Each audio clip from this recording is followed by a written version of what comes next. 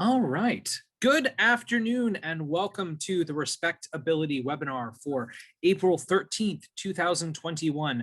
My name is Philip Kahn-Polly. I am the Policy and Practices Director here at Respectability. My pronouns are he, him, his. And to give you a visual description of what I look like, I am a 30-something white man with brown hair, brown beard, a gray tweed jacket, and a blue shirt, as well as glasses. And I am so delighted to be with you today to talk about exploring the world of international exchange. And I'm so excited to be here in conversation with some of the great leaders from Mobility International USA, and really to talk about their advocacy, their work, their efforts around accessibility, their efforts around really enriching opportunities for young professionals with disabilities to really access the world in a very profound way. Before I introduce Monica and Joe Heleni and Susan, I just want to share that, I myself have been very lucky to benefit from the chance to go study abroad while I was an undergraduate many years ago. But I had some friends who were, who had disclosed disabilities that encountered some barriers to being able to pursue those international service learning experiences. I have one friend who has cerebral palsy. He is now a successful surgeon.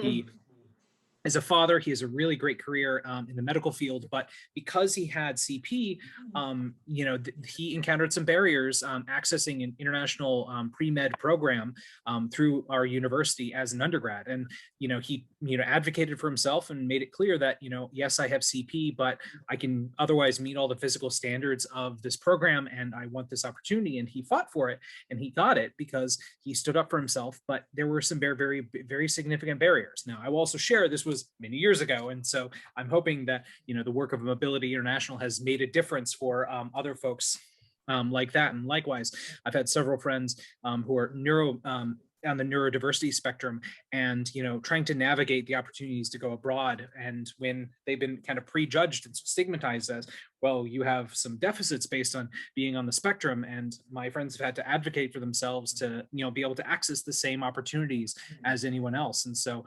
the work that Mobility International does through their exchange is so important. And so we have the pleasure of having three members of the MIUSA team with us today. We've got Susan Siegel, who is the CEO and co-founder of Mobility International. She has a really tremendous resume, a tremendous record in the disability rights field around international development and the work that she has done. She has numerous awards, including being an Ashoka Senior Fellow, being a Kellogg Fellow, having received the prestigious MacArthur Fellowship, having received a President's Award for her dynamic leadership in international issues. And she is just incredible, and she's done incredible work over the years. We are also joined by Monica Malhorta, who is the program manager with the National Clearinghouse on Disability and National Clearinghouse on Disability and Exchange. She worked for the University of Texas at Austin for many years. She's previously worked in Multicultural Refugee Coalition. She's done some really interesting things around international student coordination. And we are also joined by Joe Heleni Miran, who is a program coordinator with Mobility International, a distinguished graduate of NYU, who has really taken her drive and her passion to really help really encourage more people with disabilities, more students to engage and gain a global perspective. And so I am humbled to have all three of you here with us. And so if you could introduce yourselves briefly, give yourselves a visual description, and we will get started in our conversation today. Okay, great. Well, if it's okay, I'll start off. As Philip mentioned, I'm Susan Siegel. My pronouns are she, her, and hers. I'm hopefully a white woman in the vibrant 60 age, and I self-identify as a wheelchair rider. And with that, I will pass it over to Monica. Great. Thanks, Susan. This is Monica Malhotra, and my pronouns are she, her, hers. And I am brown skinned with black short hair, and I've got a world map artwork behind me. And thank you, Philip, for this opportunity. I really enjoyed the anecdotes that you just shared, which are really relevant to what we can share today. Hi, everyone. My name is Joy Lenny, and I'm Afro-Latina, 23 years old. I'm wearing big square glasses, and I have a striped shirt on, just white at the top, khaki in the middle. And I have two significant throw pillows in the back. One is white and says "Be awesome today" in aqua letters, and the other one is gray with a butterfly in the middle. I am also a wheelchair user, and I have cerebral palsy. Great. Well, thank you, everyone. And I'm so glad all of you can meet us. And so for our audience members, we will be having time for questions and answers at the end of our formal conversation. So just drop those in the Q&A box, drop them in the chat box. But otherwise, let's get started. So Susan and team, can you talk about the origins of the National Clearinghouse? How did it come about? What have you accomplished with it? And what are some of the resources that you offer? Sure. Well, this is Susan. I can just jump in real briefly about how it came about and pass the torch to Monica.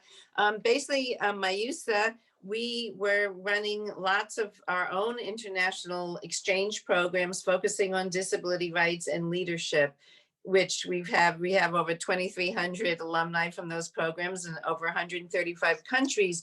But we also realized that it's really important that any person with any type of disability have the same right and opportunity to be in any of the other exchange programs, whether they're study abroad, volunteer abroad, professional exchanges, Peace Corps, Fulbright. And so with that, we were able to establish what's now called NCDE, the National Clearinghouse and Disability Exchange, to make sure that happens. And I'm going to pass that on to Monica on how we make that happen. Thanks, Susan. Yeah, so as Susan said, the NCDE, our mission with the Clearinghouse is to make sure more people with disabilities have access to all types of international exchange. And I think in the beginning, to start this conversation, what is international exchange? People use that word differently or use different terms. So international exchange fully encompasses a broad range of international programs, such as studying abroad, volunteering, research, internships, teaching abroad, sports programs, arts programs, dance. There's numerous professional development. So we're not just talking about one type of exchange program, we're talking about all programs. And within the Clearinghouse, we are working both with Americans with disabilities as well as international students with disabilities. Both sides, Americans with disabilities do not participate as high as their non-disabled peers in international exchange programs, as well as international participants with disabilities are not coming to the US and don't know about the different disability rights and laws that do protect them too. So we want to educate more people abroad about access to study in the United States. How do we do this? And our clearinghouse, the very long name, National Clearinghouse on Disability and Exchange, you can consider it as a clearinghouse of information. So kind of like a resource hub. And so we work really in two approaches. One side is we share information to people with disabilities about exchange, what programs are out there, how to fund it, what type of scholarships. There's numerous scholarships out there, fully funded scholarships. So we share that information with people with disabilities, stories of people who've done it. We have a resource library that you can filter search there by country, disability, types of programs. So yeah, people can access information that way. We share a number of stories of people with all types of disabilities who've participated in different types of exchanges. And it's important to read their experiences, and tips and things like that. So we want to make sure that we provide those resources. And we produce webinars, podcasts, publications. So we're really sharing tips to people with disabilities on having an accessible exchange program, how to advocate for yourself. This could be somebody's first time going abroad. So sharing information and questions and considerations for them to think about whenever they enter a new country. And on the second side, there's organizations that administer international exchange programs, and we work really closely with them on how to plan and administer an inclusive exchange program. And just a side note, I've been with the Clearinghouse for about 6 years, in the very beginning, from international exchange programs, we were getting comments of kind of the attitude of, do I have to do this? You know, like, prove it to me. What is the law? You know, do I really have to do this? Do I have to provide accommodations? That's a lot of money. And, you know, and, but in the last few years, we're really seeing such a shift in international exchange professionals of, tell me how to do it. You know, we're committed to diversity and inclusion. Just let me know, you know, show me how to make sure from the recruitment stage that we are reaching more people with disabilities, and then all the way through reentry that we're really supporting people with disabilities in the full continuum of the cycle of exchange programs. We provide really in-depth research into questions. So we get questions from people with disabilities of how to plan an exchange program, to exchange professionals. And so we, you know, have a network of over 2,300 alumni. We've connected with people with all types of disabilities. So we have a lot of information from their experiences, and networks with disability organizations globally. So we share some more specific, detailed information with people with disabilities on their questions and professionals. Yeah, I think that encompasses it. I could talk a long time about it. I was going to say that is a lot, and I think it's really interesting that you're bringing forward that personal experience piece, because, you know, disability can be such an individualized experience that, you know, what one person's disabilities needs are, you know, can inform someone else, but they're going to be different. And so I'm glad you've got that exchange element. So, you know, I'm curious, what are some of your, you know, what are some of the publications that you've put out there that, you know, really highlight some of the lessons learned from kind of educating the exchange professionals about building inclusivity and building accessibility? Yeah, this is Monica. First, in the chat box, I shared our web resource library. So it's a direct link to our resources where people can search from the filters. One of our kind of annual publications that we produce is the A World Awaits You journal, the Away Journal. And this one we do with different themes. So this year we are focusing on experiential programs, how to include people with disabilities and the broad range of experiential programs, from joining the Peace Corps, sports exchange programs, different arts, professional development programs. And so we're sharing stories, interviewing people with diverse disabilities and diverse backgrounds to share their experiences today of what that was like, you know, from the beginning, what worked, what didn't work, and then also interviewing professionals who administer those types of programs to let them know tips on planning. Experiential programs are different from study abroad programs, right? A high school exchange or a university study abroad program often has the support of a disability office. Experiential programs usually won't have access to those resources. And so it's kind of providing those tips to the professionals of those programs of how to plan for inclusion a lot more intentionally and proactively from the very beginning to best support each student. We've done publications on language learning. People with disabilities can teach abroad, can learn different languages abroad, no matter what your disability is. So making sure there's not like a missing, you know, oh, that's an opportunity that I can't access. Maybe I can do this one, but not that. So we're trying to showcase the full spectrum of programs that people do access and can access. And then also on the language teaching, also to provide tips to professionals to also make sure that they don't enter with preconceived notions of who can and cannot do these programs too. Gotcha. And I mean, I was going to say the anecdotes that I shared of some of my friends from back in college, it was exactly that, you know, it's like, you don't look like the kind of person who'd be involved with this kind of thing because you have a disability or because you're on the spectrum. So I'm glad you've got that component to it and that language piece to it. But I definitely want to take a brief step back.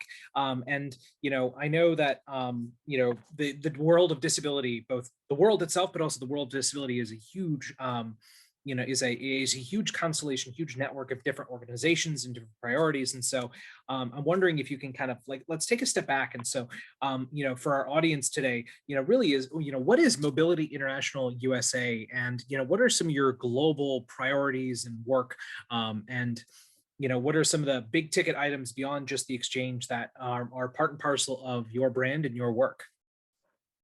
Sure. Well, this is Susan. I can jump in on that. So as our mission is to advance disability rights and leadership globally, and we do that in a few different ways. So once we mentioned we have the clearinghouse, that whole field of exchange. We've also run our own exchanges. We're also very well known for our programs that empower women with disabilities globally. And one of our signature program is called WILD. So Women's Institute on Leadership and Disability. And that is a 3-week, very intensive program where we've brought hundreds of disabled women, mostly from, quote, developing countries. And it's really a way for all of us as women with disabilities to share information, whether it's policy, legislation, health, reproductive rights. We do a lot of empowerment activities like challenge course, river rafting. We meet with international development organizations, and then these women go back and run their own sort of wild programs and sort of pass the train the trainer approach. And we've had literally several hundreds of, quote, wild women now who are around the world, sort of, we say, a peaceful army of disabled women who are making changes. And they represent over 89 countries. Another part of MIUSA is we work in the field of international development. So right now we are working in Armenia, where they are establishing 2 new, for the first time, independent living centers. We have a big project also working in 6 countries having to do with preventing violence against disabled women during the pandemic. We've worked in countries in Latin America and Africa, some on focusing on policy and legislation. We've worked in many countries assisting legislation in Kenya, getting a sign language stronger bill. So basically international development, international exchange, women's leadership and empowerment. And we also right now, and for many years, have taught a course at the University of Oregon.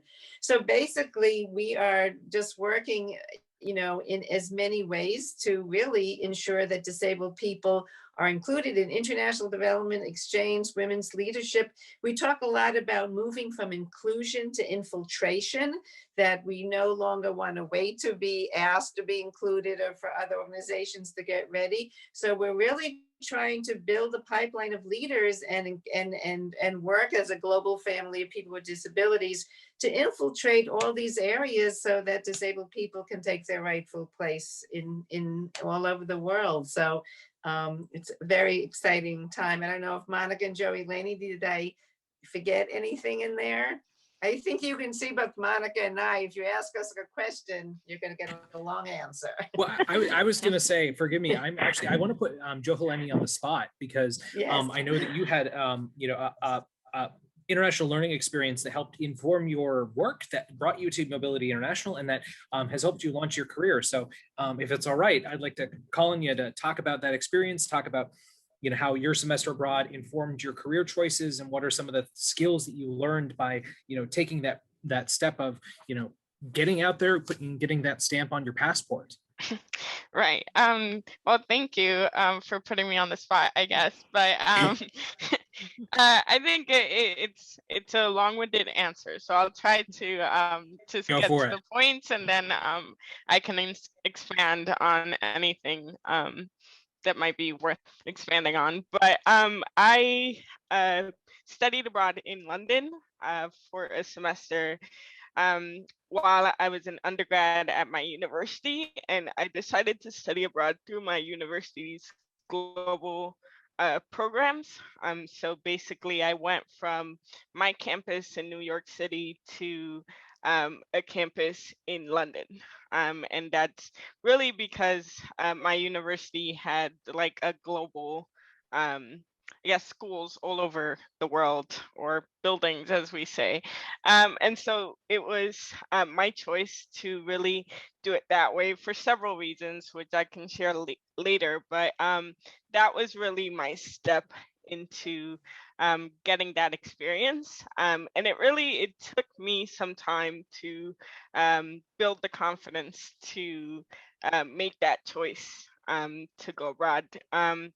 And for me, it was very important to sort of know, get information about the physical accessibility of locations I was interested in.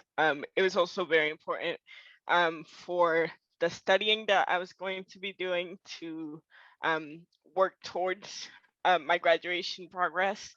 And it was also very important for me, for the place that I was going to be safe for people of color. And so there were a number of considerations, and this really sort of impacted my experience, from all the way to like deciding where to go, to what it meant for me being abroad, and what it really meant to come back. And so in short terms, I think that my abroad experience really informed sort of like my decision to look into a career that had to do with my exchange experience. It was really not in my plans. Like, I didn't know that this was a field. I didn't know, I mean, I guess I knew that it was a field because I did study through the field, but I didn't really know that like there was work going on specifically to make sure that people with disabilities were being included. So I did have that experience of having to advocate for myself and trying to find the right information. And so I think that's really what attracted me to MIUSA, because I saw it sort of as a reflection of the journey I had experienced through trying to take the step to participate in an exchange experience. So Monica mentioned earlier sort of like the work that we do with organizers of programs. One of the reasons I waited till my senior year to study abroad, and one of the reasons that happened was because I wasn't getting enough information, just from the info sessions that I was going to in my school, or like my disability office often didn't have all the information. And then if I went to the study abroad office, they didn't have enough information. So it was really, I guess, work for me as a student to try and bring those two parts together. And so to know that MIUSA is literally doing that work of trying to really bring collaboration between the disability offices on campus and the international exchange offices on campus. So in short term, that is really what attracted me to MIUSA. And I don't think that without my experience as a student, it would have clicked for me that this was something that was necessary. So I really appreciated just being able to see it for myself, and then learning about MIUSA shortly before my graduation. So yeah. Well, Gana, thank you so much, and I'm so pleased that you got the information you needed. You found out what you figured out a path for yourself, and now you're leveraging that path to really helping other programs and promoting accessibility, and you've made a career out of it. And that to me is like one of the big reasons why I wanted to bring all of you together to talk to our audience today, is to really talk about that long-term impact on employment outcomes of that development of skill, that independence, the self-advocacy that comes with having to go through this type of program. So Joheleni, thank you for sharing with all of that. And so now I will say, I want to switch back to Susan and Monica. We've talked a lot about, like, in the context of college and like college study abroad programs, but there are other types of international exchange programs that you advise and you work on. And so what are some of those other programs that aren't just the typical 18 to 21 college undergrad study abroad experiences? Right. Monica, do you want to jump in? Sure. Yep. One of the things actually that just because I was just on the phone with one of our colleagues, there's a whole program called Flex and Yes, which is a high school program centered around, I would say predominantly former Soviet countries, predominantly Muslim countries. And they have for years brought literally hundreds of people, non-disabled people, but also now encouraging more people with disabilities to come to the US. We're hearing, so we want to always, make sure that more disabled young high school people get to go. It's a year in the United States, but we're hearing now that that program is also going to include people from the US, high school age, going abroad. So I'm sure Monica will speak about, besides the college age, the high school exchange, and also the career stage, the Fulbright stage. So I'm going to pass that over to Monica, and thanks for that great question. Great, thanks. This is Monica, and I think I mentioned earlier that, we're talking about high school age to retirees. It's never a missed opportunity, I guess you can say. High school programs, it's for Americans who are going to study abroad in a different country in high school, and international students are coming here, as early as high school. And I don't think we've mentioned it, but the Clearinghouse has been sponsored by the State Department for 25 years. And so there's hundreds of State Department sponsored programs like Fulbright, like the Critical Language Scholarship, and numerous sports, music, dance exchange programs that they are doing so much to recruit people with disabilities. And the Clearinghouse is one of those priorities and mission to make sure that they're working with us to promote and showcase inclusion and work with their staff to make sure that they're planning for inclusion from the beginning. You've mentioned the typical kind of high school or study abroad programs in college, and there's many scholarships for students that are focused on language studies, including Gilman Critical Language Scholarship Program, which is fully funded. There's Boren Scholarship, and that one's Department of Defense, I believe, and that's also looking at critical language need. There's Rotary Peace Fellowship, looking at students who want to study and do their master's degree in certain countries. CIEE, so we also work with what is called third-party providers. So it's not a university, it's not State Department, but it's these independent organizations that work sometimes with universities, but also work independently. And CIEE, for instance, has numerous outside of non-academic exchange programs, and one is teaching abroad. So you can join CIEE's like Teach English program, and you can get certified to teach English with them. And then they can place you in Spain and France and different countries all over the world to actually teach the language. And they've supported numerous students with disabilities in those programs too. We've mentioned Peace Corps. I know I don't look that old, but before, Peace Corps was always this 2-year, 4-year commitment, and they've included programs that are 3 to 12 months. And so we're looking at working more closely with Peace Corps and looking at, maybe if you're older, you don't want the 2-year commitment, or at any age, you're not ready to kind of do the big 2-year commitment. And so they've got different specialties within the Peace Corps where it's a lot more, not as rigorous of an application process, but it's a lot smoother to be placed within a shorter immediate need, if it's health, medical, those type of needs that they're looking for in those shorter programs. Professional development programs, depending on your background, almost anybody with some type of career background, there's something abroad.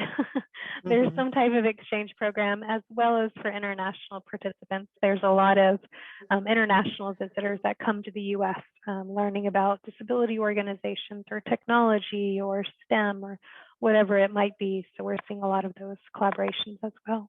Well, that's really wonderful. And I do have to, I want to say, I want to give a quick shout out to former Respectability Sarah Bram, who I see cropped up in the chat box and mentioning her previous travel experiences to Israel. So shout out to you, Sarah. but sorry, I just recognized a familiar face. But also, I want to remind our audience members that if you have specific questions for our friends and guests from MIUSA, please drop those in the chat box or in the Q&A box on the bottom of your screen.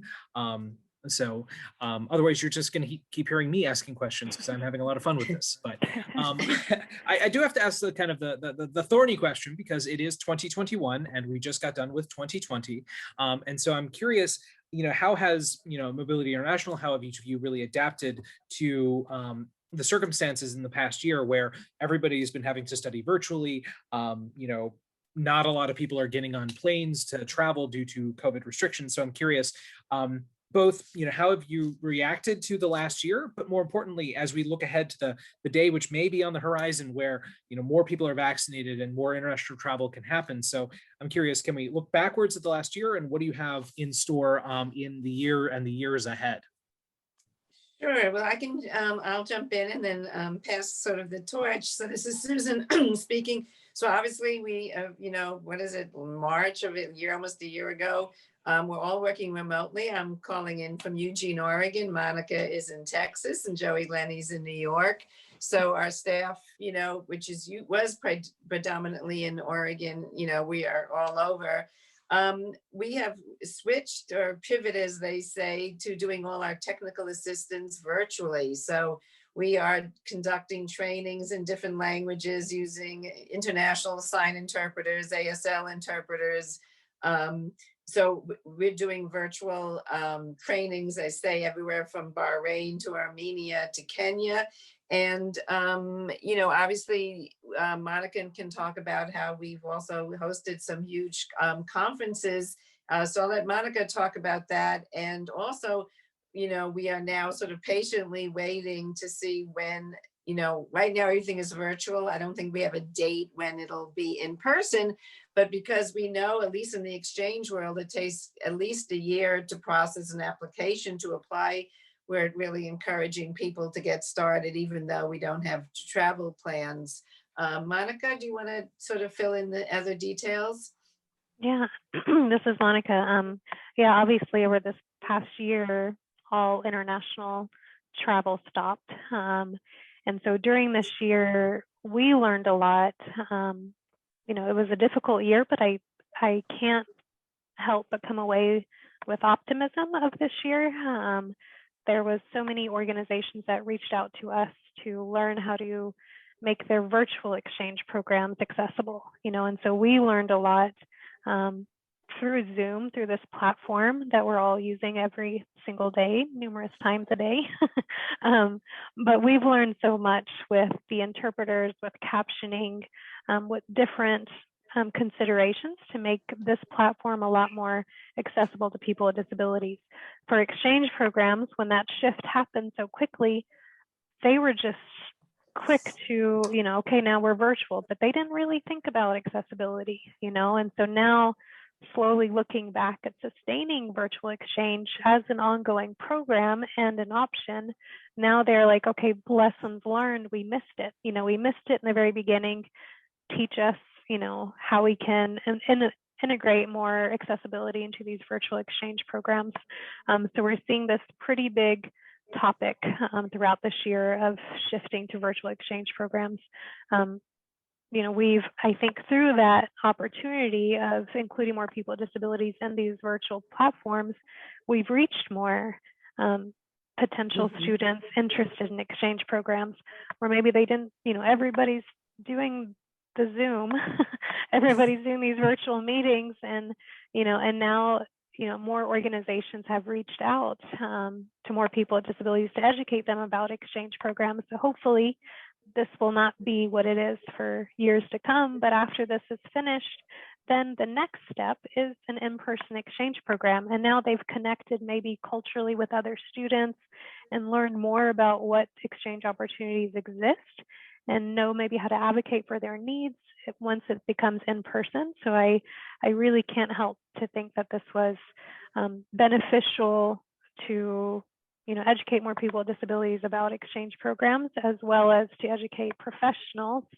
to continue virtual exchange programs and make sure that you're looking at accessibility from the very beginning and an in-person. Right now, this is in your face, so that's the immediate, but then also implement this into your in-person practices as well. And so a lot of exchange programs have said, yeah, we all, we're going to continue with virtual exchange programs, even through in-person. And so really looking at this accessibility piece. Wonderful, thank you.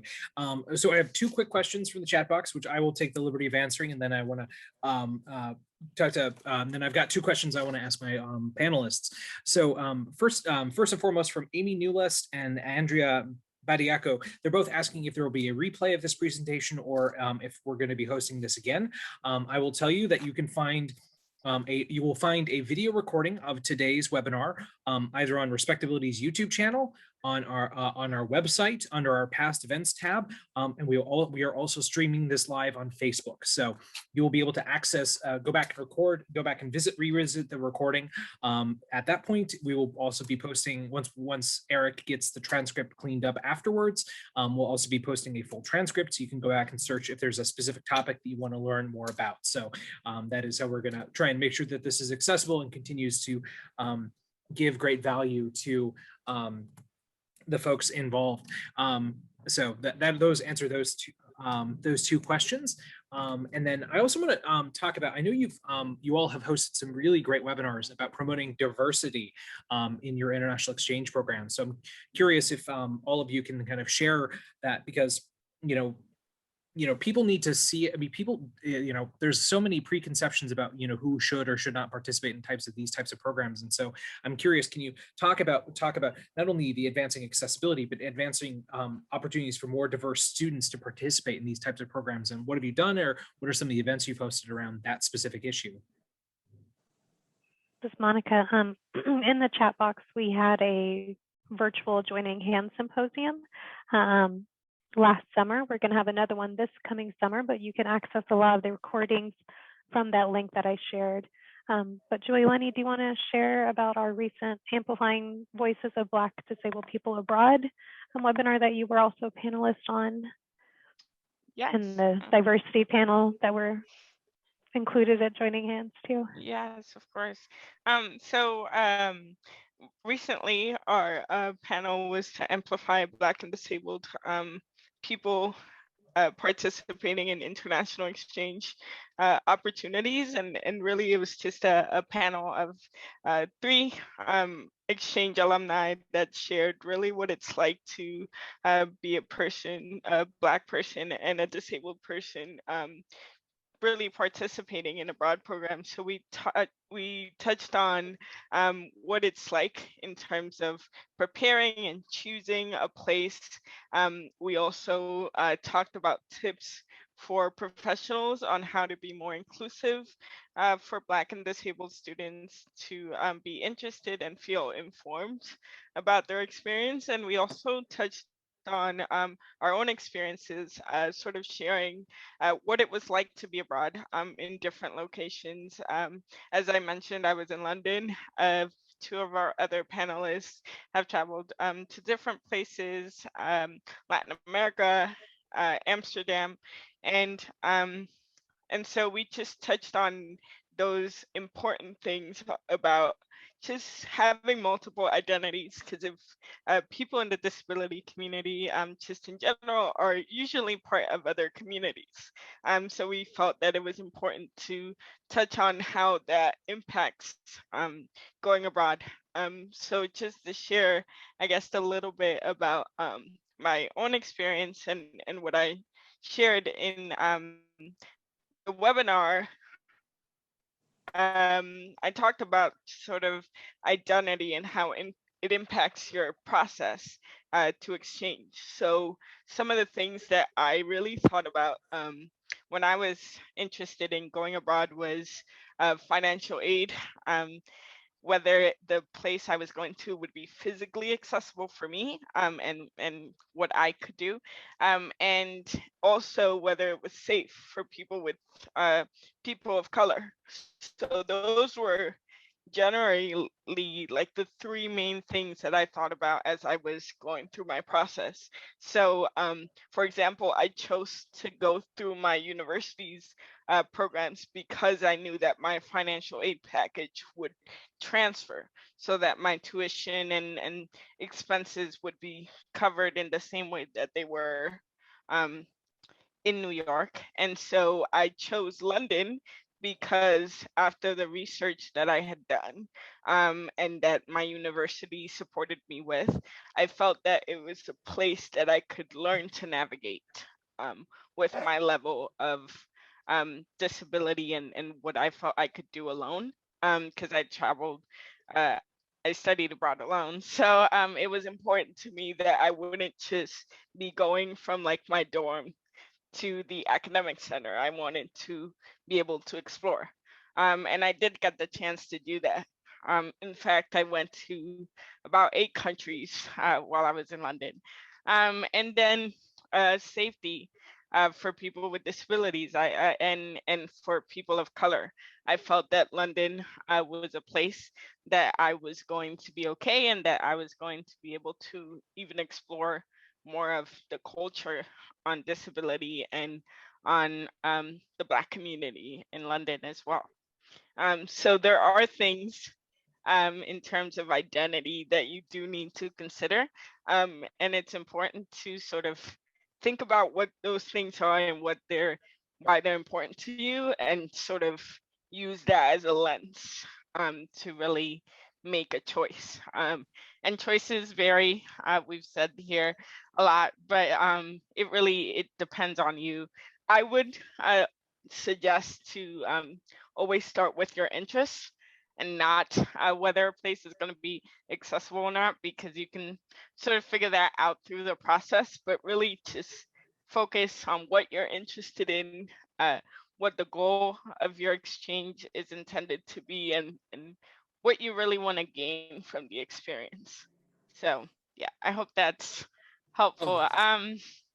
But yeah, we also have one of the away journals that is coming up, focusing on different stories from people with diverse identities who have been on different international exchange experiences.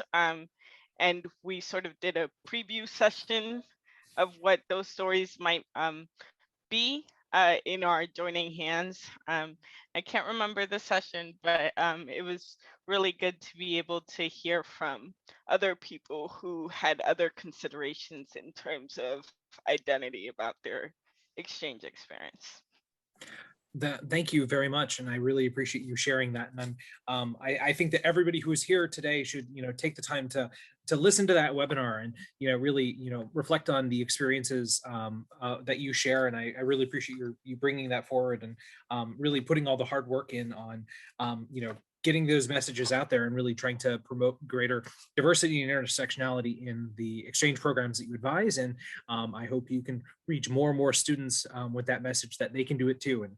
And if they can, see you do it, then it means that they will be able to do it as well. So we are slowly running out of time, and I don't see any audience questions, but I did want to ask 2 final questions to our panelists today. And so I would say first is, can you give me a kind of a parting idea, a parting thought of what our audience take away from? And I would also say is, what has been your favorite country to visit? So, a takeaway message, and what has been your favorite country to visit? And so let's go with, let's start with Susan, Monica, and then Joheleni to close us out. Okay, great. Well, this is Susan. Well, first of all, thank you again for this amazing opportunity. I would think my big message is we need more people with disabilities to think about and hopefully contact us. This is all free information, free resources. We need, if we want to change the world, or we say create a world as it should be, we need more people with disabilities to be in leadership positions in the exchange world, in the international development world, in the women's rights world. And in order to do that, we need to have the same opportunities and the same expertise as the non-disabled people. So it's really going on an exchange is really that catalyst to really building global leadership. So that's one thing. And then if that is not your path, we're hoping that disabled people, just like non-disabled people, will take advantage of these opportunities because they can lead to employment, and just because you have a right to do it like anybody else. So that's my passionate message. I hope people will contact the Clearinghouse. And I can't give you a favorite country. I, like my colleagues, have traveled all over the world. And, you know, I always say it's not so much the countries I remember, it's the people that I meet. So with that, I will pass it over to Monica. Thanks, Susan. This is Monica. I think kind of a lasting message. You know, I was talking earlier about our audience within the Clearinghouse, and one big audience is the disability organizations.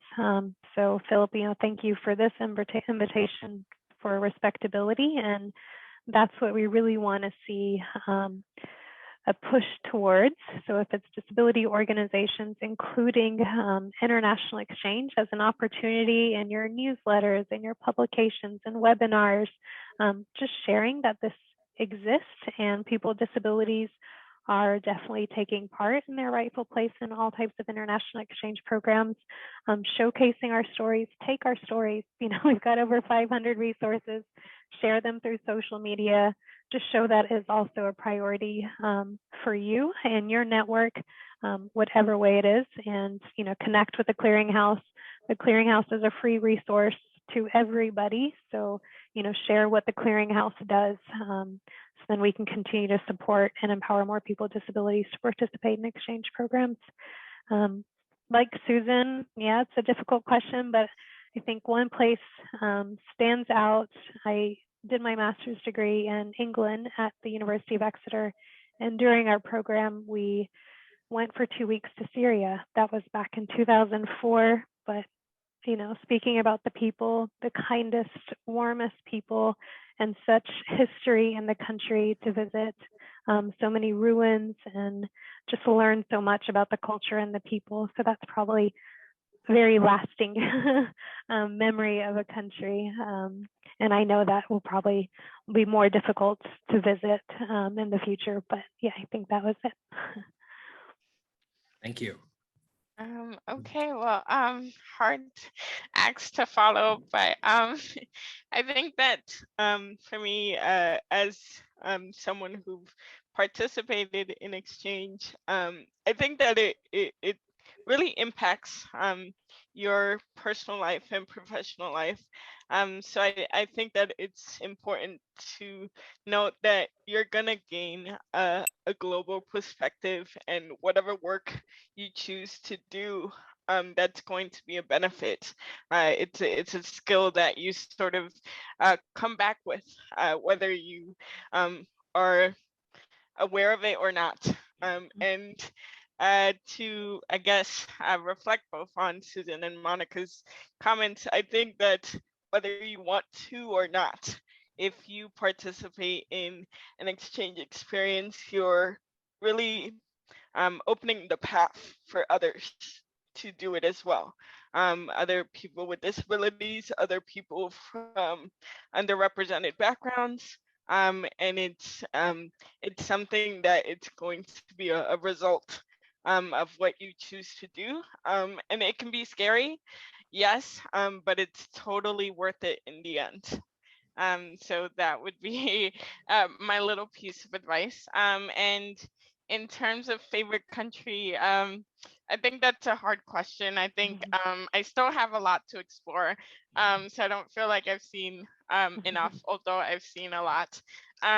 But one of my motivations for studying abroad was really, I'm an immigrant from Dominican Republic.